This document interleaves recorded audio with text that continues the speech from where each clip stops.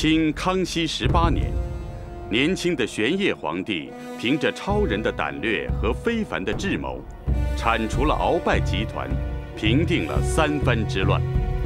国家经过多年动荡，此时已大局初定，万民归心，整个王朝开始一步步走向太平盛世。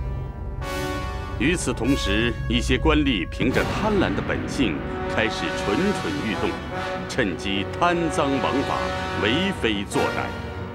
康熙不忍刚刚经过战乱的百姓再遭涂炭，派出数路钦差暗中勘察，就此拉开了大力整顿吏治的序幕。随着一批贪官污吏被革职处斩，一时间风声鹤唳，草木皆兵。一些中饱私囊的地方官吏开始在朝中寻找靠山，瞒上欺下，在穷凶极恶的同时，惶惶不可终日。听说了吗？钦差大人就要来了。是吗？真的是吗？钦差大人来了。听说了吗？钦差来了。这一下和安府可有好看的。就是啊，你看钦差都来了。钦差大人来了。钦差大人到。哎，钦差来了，钦差来了，钦差来了。听说了吗？钦差大人来了。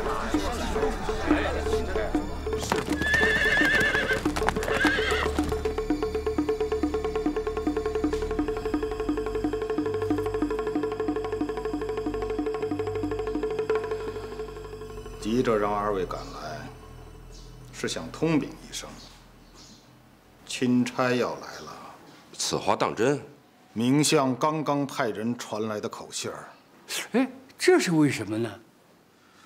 魏御史在京城碰见了要饭的饥民，一问，说是河安清水县人士，去年垮堤遭了灾。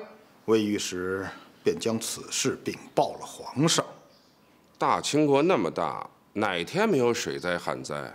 哼，在京城里，哪天碰不上几个臭要饭的？怎么偏偏让魏老儿碰上了？哼，魏老儿是小题大做，真不是东西。去年修河堤那笔官银由清水县一手操办，虽说清水县令是你田庄主的女婿，可他毕竟还是个外姓人呢，再加上他那不三不四的性情，我现在十分担心这个钱奎。钱奎？啊！哎呀，不行！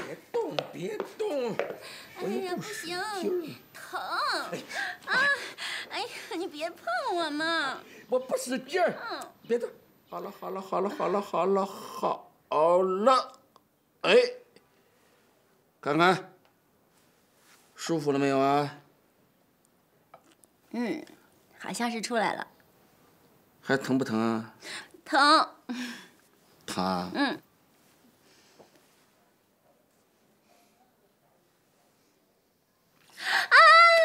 你轻声点儿，就是偷听的。哼，全都是你招的。怎么了？差点让我把正经事儿都忘了。什么事儿？爹让我来告诉你，郑天寿给咱家送了礼。哦。一会儿要是有人来告状，你一概别接状子，明白吗？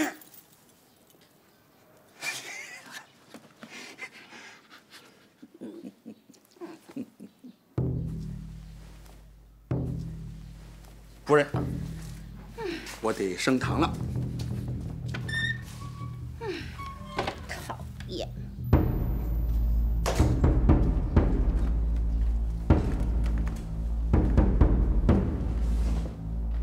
升堂。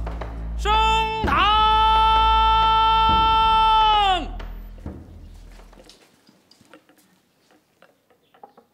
夫人，这是给您沏的香片，这水是我们老爷特意冬天带着我们收来的雪融化而成，就半坛子，就给您留着喝。巡抚大人来了都喝不着。你们老爷真是这么吩咐的？专门吩咐的。要说我们老爷对您呐，那可真是……行了，少在我这献殷勤，伺候好你们老爷，那才是正经。嘿，你家姑娘的架子倒还是挺大的，别敬酒不吃吃罚酒啊！大人何出此言？草民击鼓鸣冤，实指望大人能主持公道。难道当真如人传言，官官相护，不讲公理王法吗？大胆！这个刁蛮老儿，三句话没说完，屎盆子就扣到本县头上来了。你说本县官官相护，你给我堂上拿出证据来。郑天寿欺男霸女，路人皆知。你身为一县父母官，不替我父女做主，反替郑天寿分辨，还不是官官相护吗？大胆刁民！本县不给你点厉害瞧瞧，你不知道马王爷长几只眼？来人，在，拉下去，打他10大板子。是，大人，我犯了什么罪，要对我用刑啊？你咆哮公堂，污蔑本县，不知好歹，打你几下子，你就知道好歹了。拉下去。大人，我冤枉啊！大人，大人，且慢。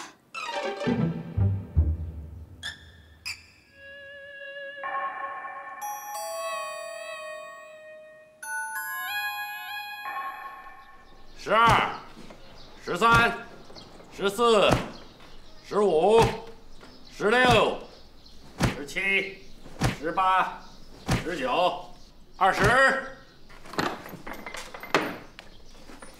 怎么着？白武可是跟我说好的，1两银子10大板，他给了我2两银子，我替他挨了20大板，剩下的板子只管找白武的屁股去。哎，等一下，这小子什么时候放进去的？嘿嘿，这小子有点意思。坐着。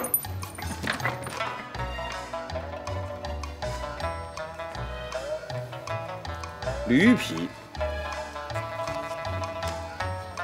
垫在屁股上打着不疼，把那2两的银子还给我。那2两银子是我刚才挨了20大板挣的，各位刚刚打过的，对不对？您好意思要啊？拿来！哎，想死啊？那我给你1两行不行？我姐生病了，你总得给我1两，让我给她买药吧。和安府头回来吧，知道我是谁吗？跟我讨价还价，你胆子可够大点，拿来不拿来？烦了！快点打他！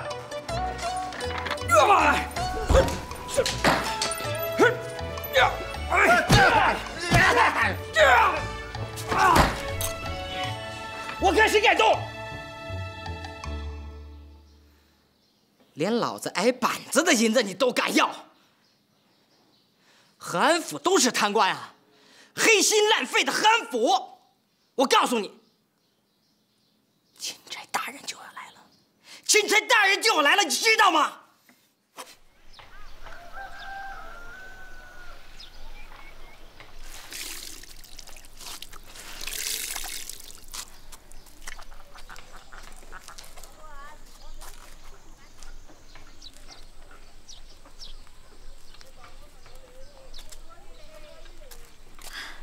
陈姑娘回来了。哎，啊，我想问问你，你是阿丑的姐姐还是他的娘啊？我是阿丑的姐姐。阿丑很小的时候啊，我娘就死了，我怕他心里苦，就让他叫我娘了。他叫顺嘴了，就改不过来了。哦，我明白了。陈公子，我想问问，你这是进京赶考啊？我哥干什么的，关你什么？不瞒你说，在下刚刚考过了，却是名落孙山。哦，看见了吗？那位爷就像钦差。哦，像，哎，满脸杀气啊。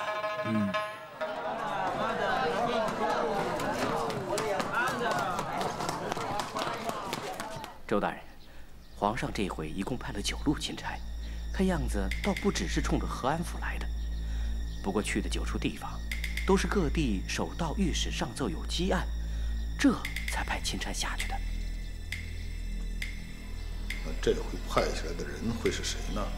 人都是魏大人向皇上举荐的，都是督察院的人。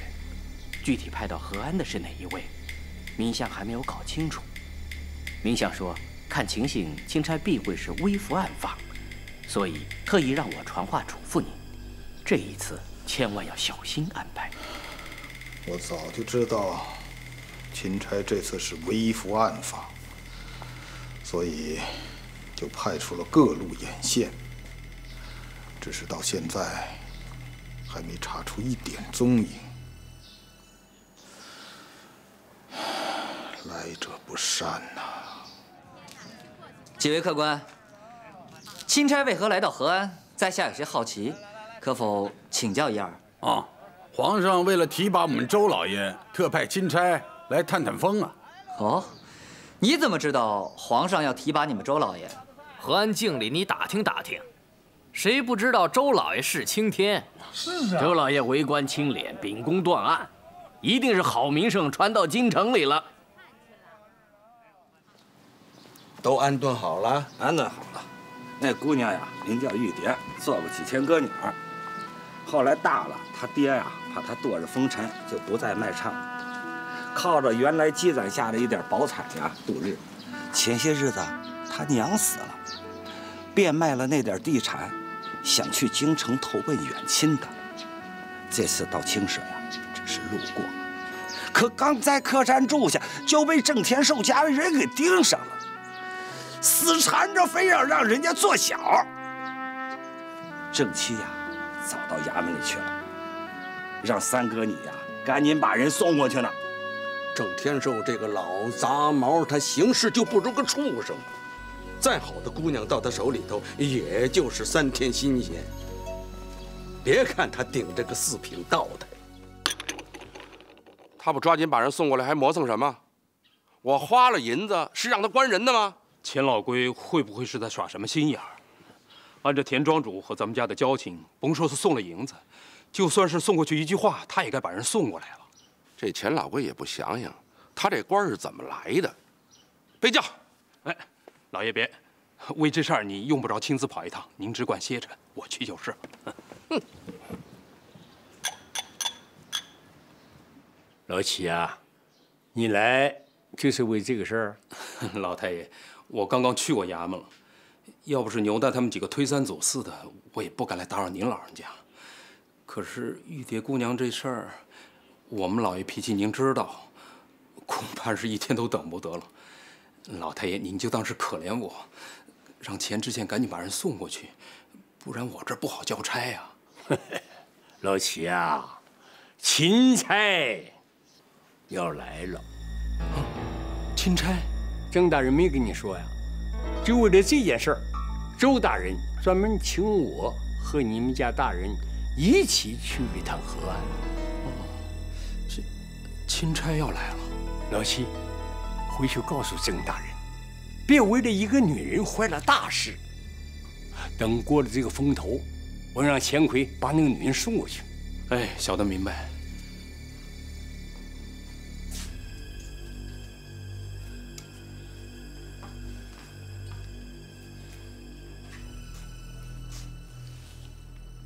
爹，你什么时候派人传的话啊？我怎么不知道？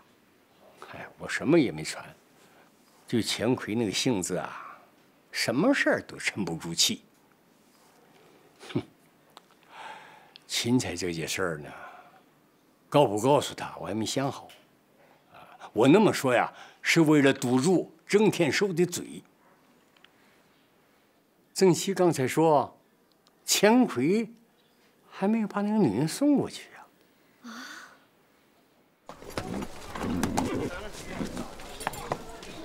阿丑啊，屁股还疼不疼啊？不碍事儿的，就是有些气不过。气不过也得忍，咱们哪斗得过官府啊？要是再让官府抓去了，可就跑不出来了。姐，钦差是不是皇上派来的探子，能先斩后奏？阿丑，你那全是从戏里看的。钦差是皇上派的不假，可不一定都是探子。不过，听说这回来的钦差确实是要暗中查访民情的，恐怕是专来拿赃官的。姐，咱们要是碰上钦差大人，我就帮着他去拿猪扒皮，一定要把那顿把子给找回来。和安府这么大，谁知道钦差大人会在哪儿啊？你想啊，人家是微服私访，你就是碰上也不认识啊。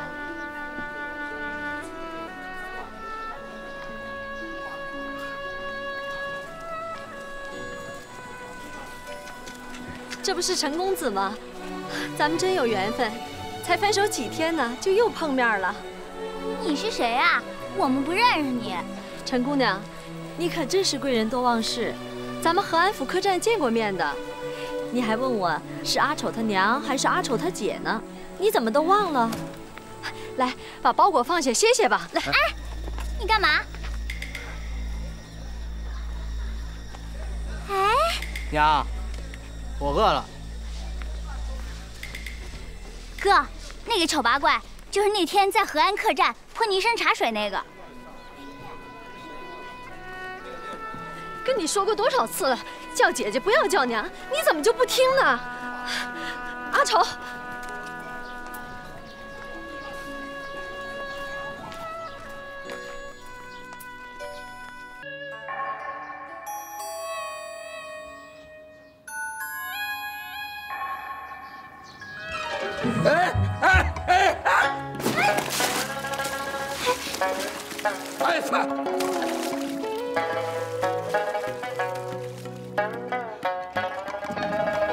钱大人，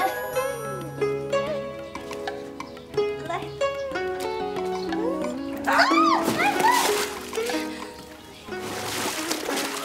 哎饭。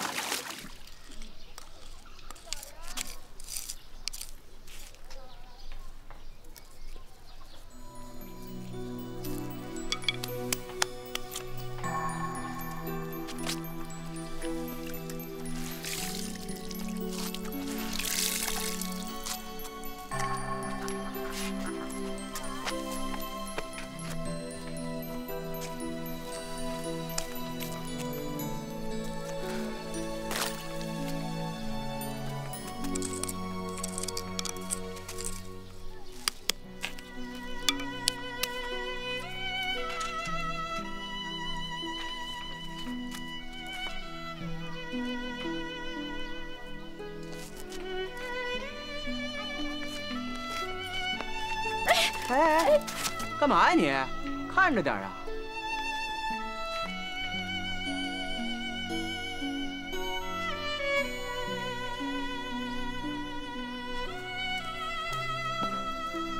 阿丑他姐姐，你是想给我哥哥做鞋吧？你做好了他也不会穿的。哟，吓我一跳！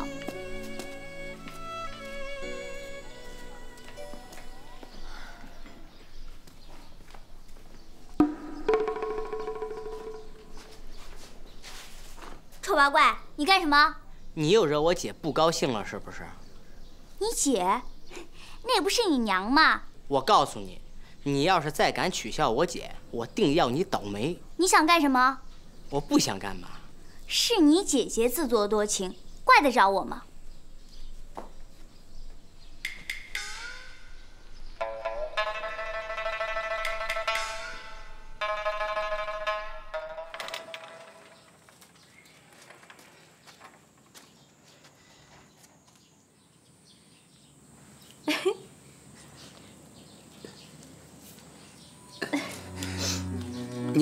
你乐什么呀？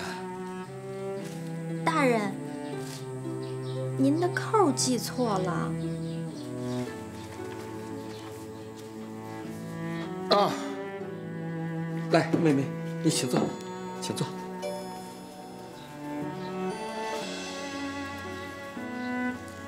大人，你把姜汤喝了吧，我刚才都听见你打喷嚏了。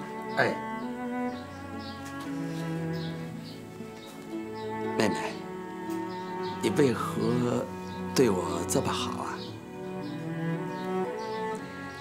大人，是你在公堂上救了我和我爹，还给我们找了这处院子住。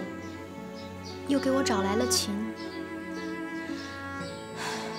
钱大人，我和我爹这一路走来，总有人纠缠不清，没有一个安好心的。你是头一个护着我和我爹的人。哎，我爹来了。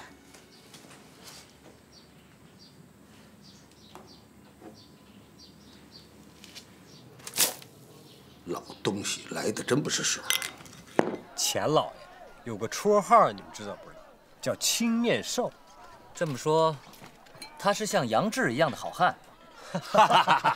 好汉，好汉，你知道他的绰号是怎么来的？他是怕老婆怕出来的。他那个老婆也真是的，掐就掐吧，还就偏偏就喜欢掐脸，掐脸就掐脸吧。你倒是换个地方啊，他不，可着劲儿就往一处掐。那还不轻了？钱老爷每天一大早上县衙，县衙门一看他的脸，就知道昨天晚上又跪了一夜，就因为这个得了一个绰号叫青面兽。在下听明白了，钱奎这个县令，他的名声说起来倒是怕老婆怕出来的。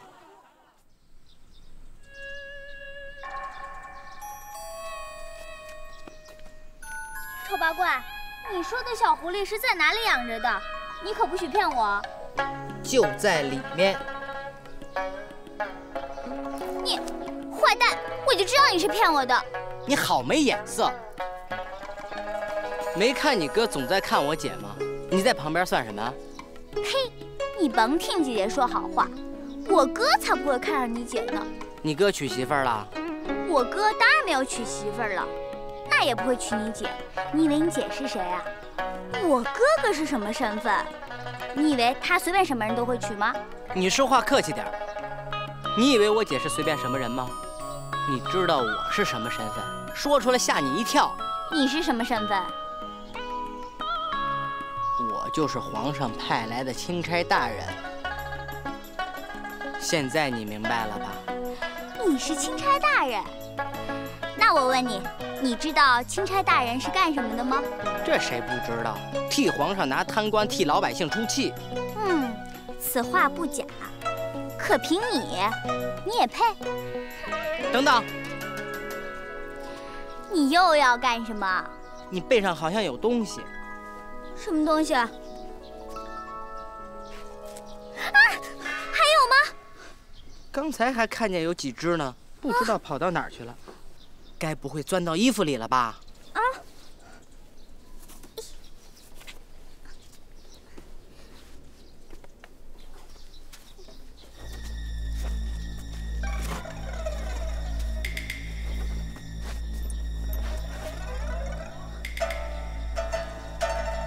哼，我就知道你是在骗我，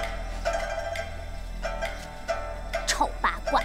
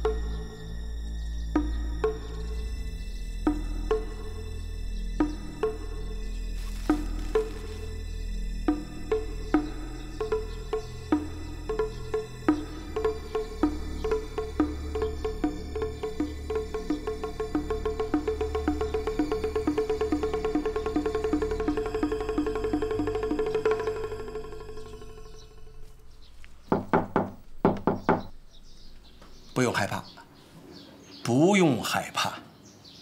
是老四来了，我和他约定了暗号，以后你们不可以随便出门，没有暗号，千万也不要开门。我看看去。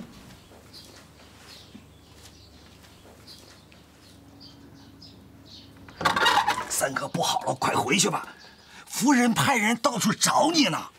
你嫂子听说什么动静没有？我也不知道，我刚一走到大门口，就看见人到处找你了。我吓得连银子也没敢拿，就赶紧回来了。三哥，你怎么穿了这身衣服？少废话，你赶快回衙门。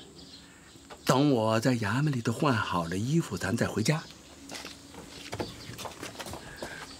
我回衙门有点公事，守好门户了。燕燕，你有什么话就说，别闷在心里头，闷出个病来，伤了胎气。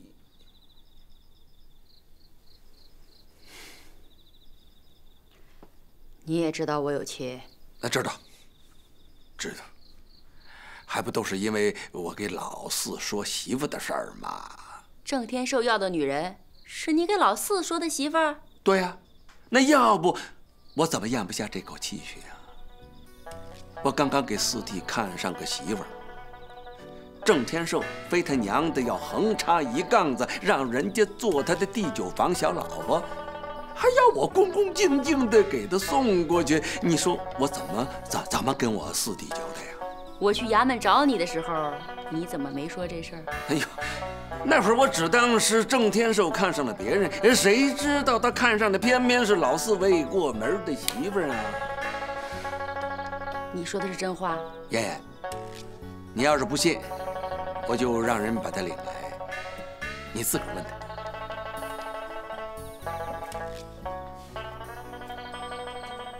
我可是听说你看上人家姑娘了，想收为外室，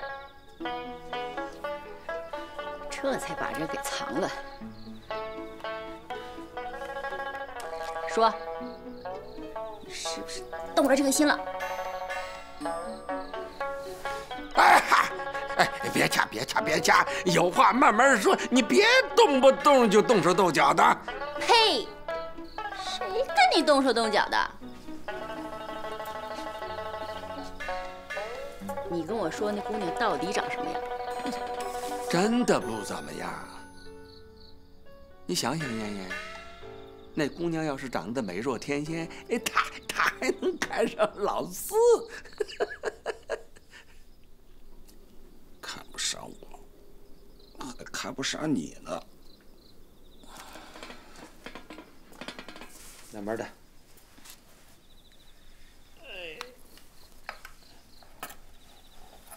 我给你捏个腿。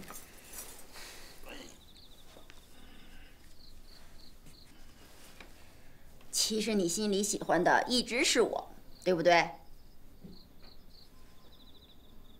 说的没错。就像当初娶我的时候那么喜欢？差不多，反正是看着心里不烦。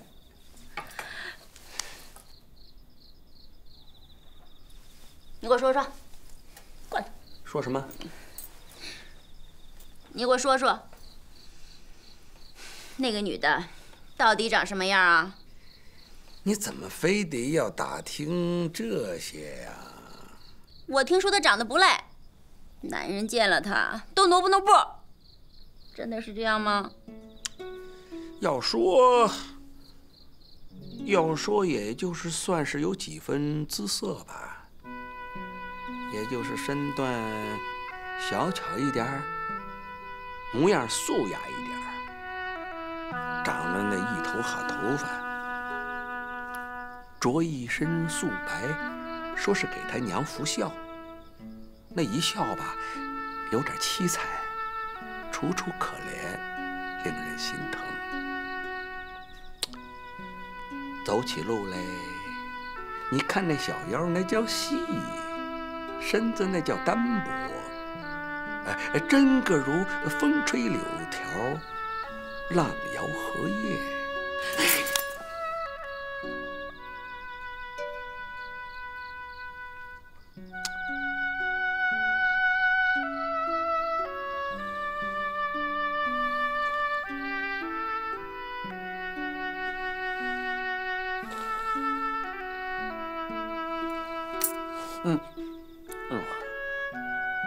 夫人，你醒了。跪得疼不疼啊？不疼，一点都不疼。你要是不气我，我怎么忍心这么整治你啊？你告诉我，玉蝶真的像你说的那么样啊？那是逗你玩的。你这个人就不经斗，一斗就上火，还不让人睡觉。明儿我得上衙门里边补觉去了。你一说衙门，我想起来了。爹说钦差要来了。钦差要来了？什么时候？你先别急，还没到呢。爹就是怕你沉不住气，想弄妥了再告诉你。可惜到现在还没有弄清楚来的是什么人。钦差要来干什么呀？周知府说，好像是来查去年修堤的银子的。去年修堤的银子？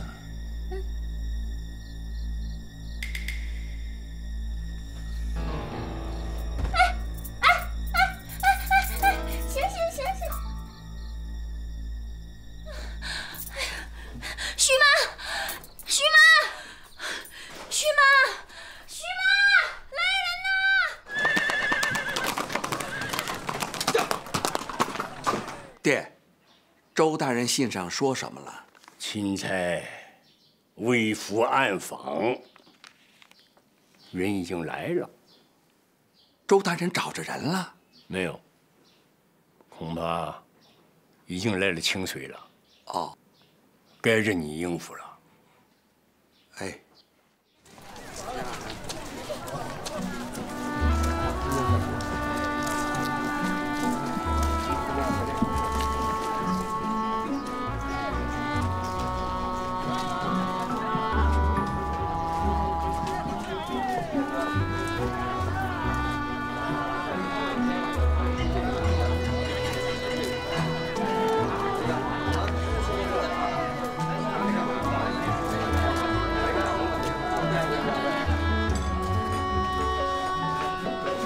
里边看看。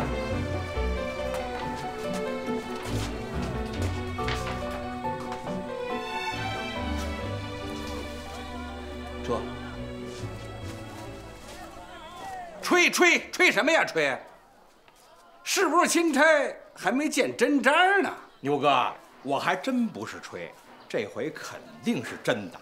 哎，我看出来了，我就请他吃了一顿好酒，这话赶话就给套出来了。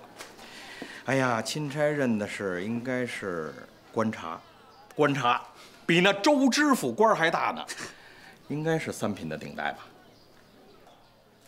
官印见着了吗？哼，牛哥，你说傻话的吧？我一开店的，他钦差能让我看印吗？啊？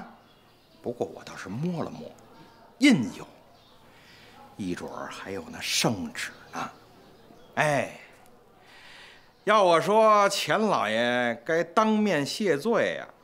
哼，吹吧，走。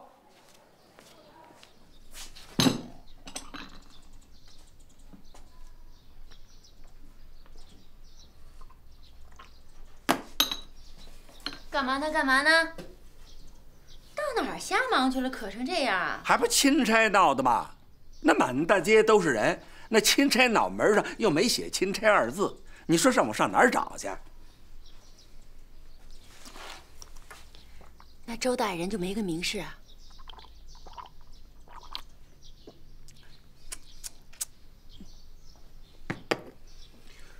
周文正他知道个屁！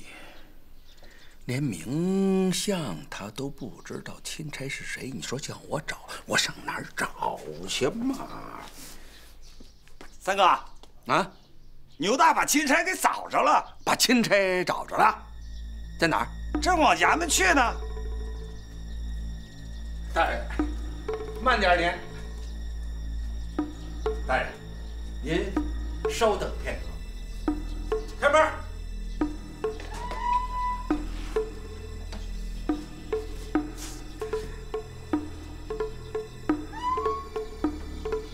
出来啊！老爷，老爷，您倒快着点啊！钦差大人都到了衙门口了。这就得，这就得。你的娘的也早禀报一声啊！这不是临上交现扎耳朵眼了？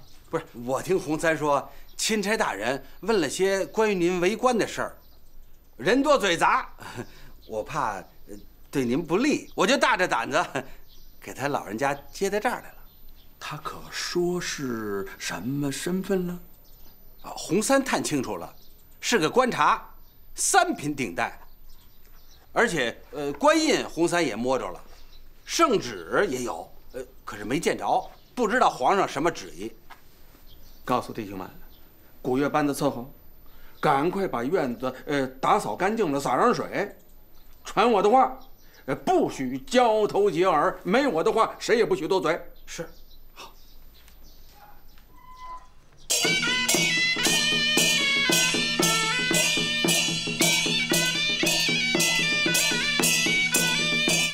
老爷，您应该在门口迎接才对。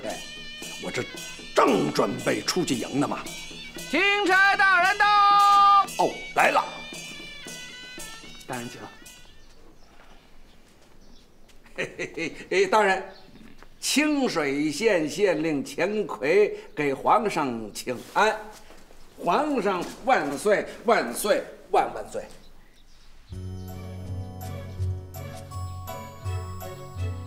钱知县不必多礼啊，快请起。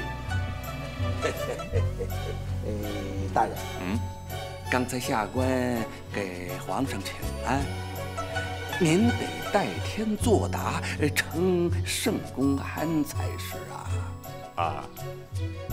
这个，我今天出来是受了皇上之命，微身私访。哦，有没有穿官衣？我看就不必多礼了吧。哦，是。大人，来，请坐。大人，您请上座。请。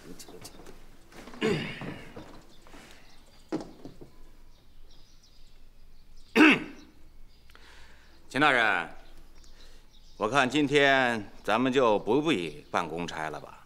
好，不管公事也好，私事也好，还是请大人您把圣旨和官印拿出来，让在下看一看，下官就自然没得话说了。这圣旨官印嘛，我刚才不是已经说了吗？咱呢是奉了皇上的密旨，不到万不得已是不可以给别人看的。钱大人，在。本官这次来找你，并不是为了公差哦，而是为了，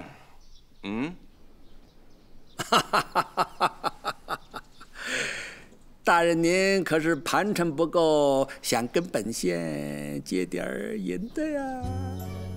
哟，钱老爷，您真是个明白人呐！哎呀，其实啊，下官呐也管你借不了多少，有个180两够办皇差的就行了。大人，有一事我得先向您禀报一声。说，有什么事儿告诉我，在皇上面前咱还是说得上话的。最近本县出了一位假冒的钦差。您说我该如何将他治罪啊？有这事儿？假冒钦差那可是欺君大罪。您说我是把他吊死呢，还是当堂大板子把他打死算球？随便吧。那就当堂照死里打。老爷饶命啊！想了再也不敢了，想了再也不敢了。来呀，来人，把他扔出去！老爷饶命啊！老爷饶命啊！哎呦，老爷饶命啊！想了再也不敢了。哎，我说你们看什么呀？还不赶快把大人给扶起来呀！是。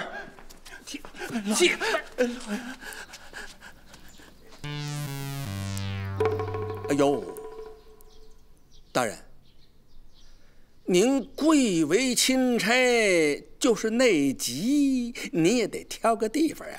怎么在我大堂上就尿起来了？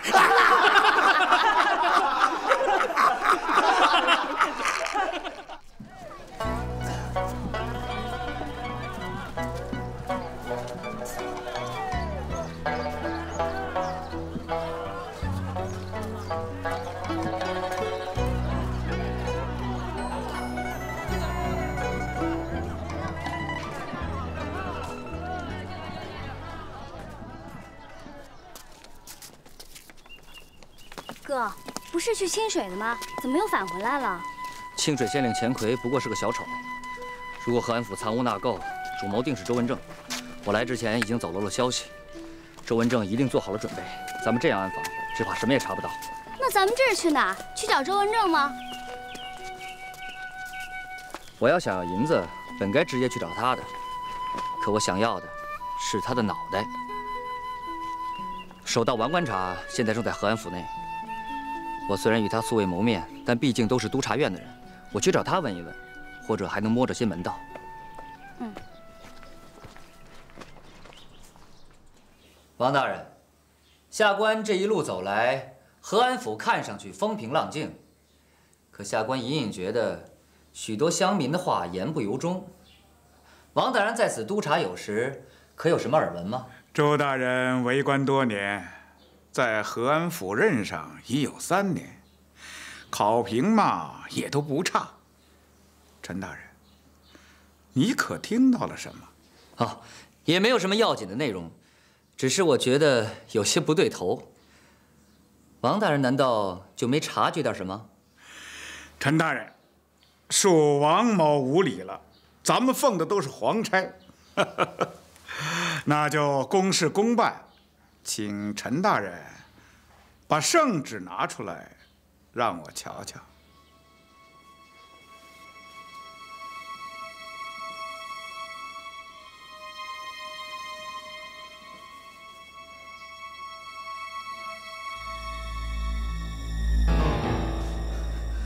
不好，被调包了！